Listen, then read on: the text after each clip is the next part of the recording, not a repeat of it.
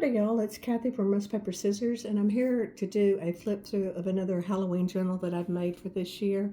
This is a repurposed Reader's Digest book. It's covered in the sticky backed velvet. It has some material on the spine, just plain on the back. The front is a digital print of the black cat. That's what I'm calling this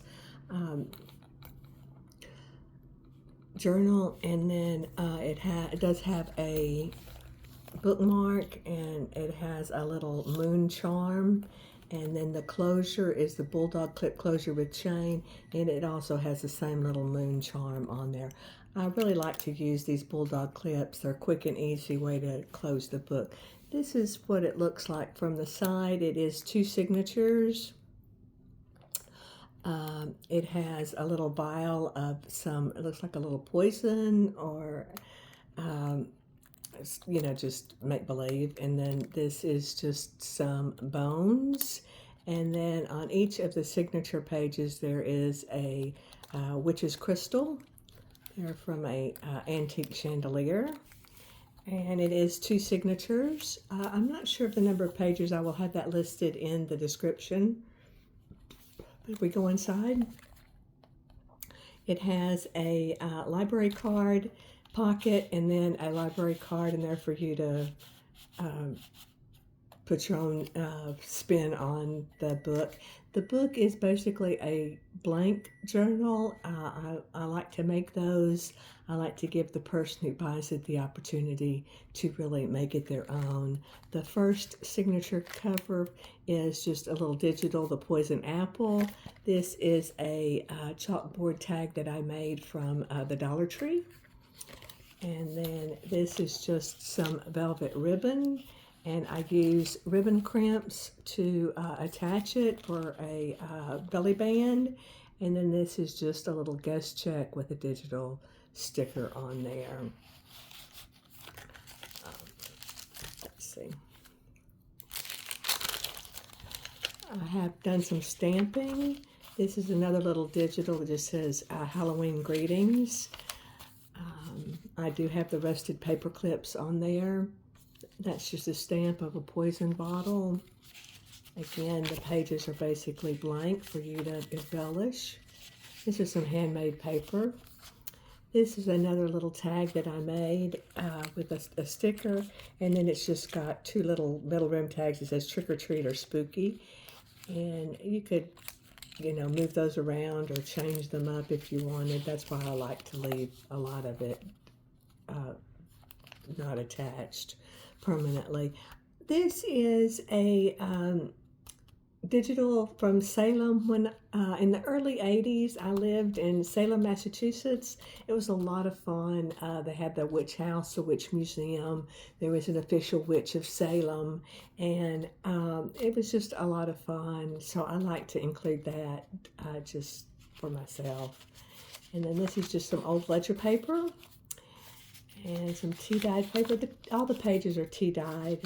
Some more of the ledger paper. These are just a couple of little digitals that are in there, a little black cat, and then Happy Halloween.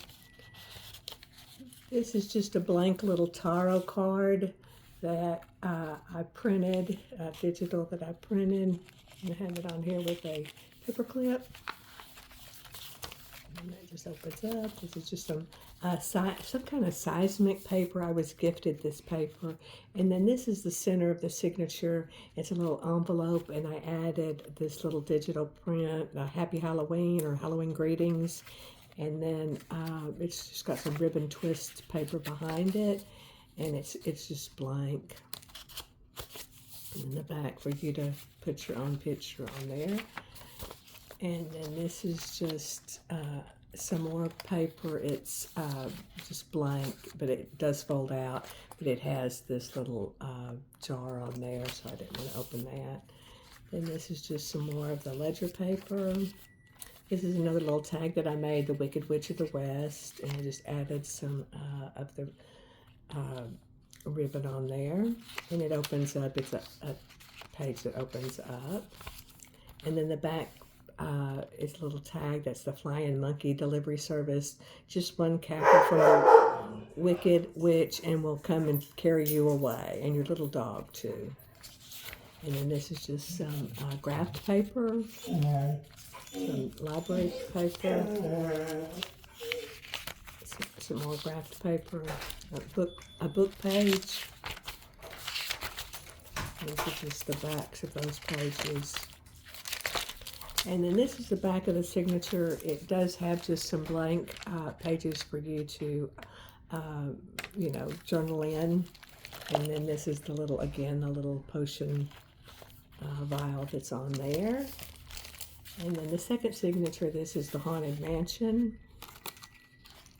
And then again, it has a belly band here, and I have two little, this is just a little tag that I made with a digital print. And then this is a tag that I made from the Avery website. You can make your own tags and